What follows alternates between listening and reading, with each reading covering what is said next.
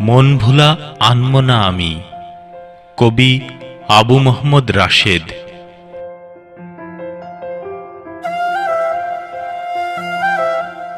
মন ভোলা আনমো না আমি, আজও থাকি দাঁড়িয়ে সিটি অফিসের সেই বাস স্ট্যান্ডে।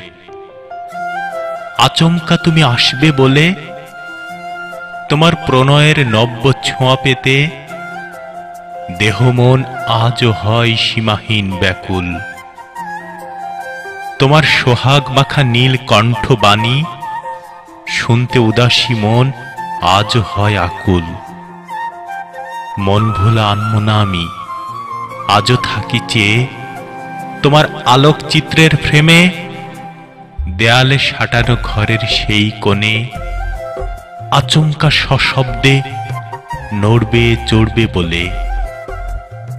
কামনা বাসনাগুলো ওঠে আজও অদম্য মাথাচাড়া দিয়ে স্পর্শের আলোড়নে।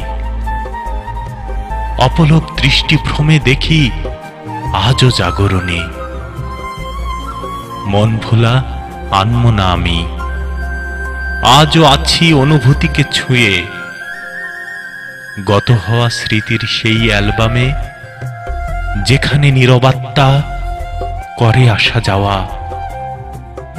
সীমাহীন চেতনার জীবন্ত আষ্টে পিষ্টে আজও শুনি তোমার চপল পায়ের ধ্বনি। শিহরিত করে আমায় সেই সোহাগী হাসি।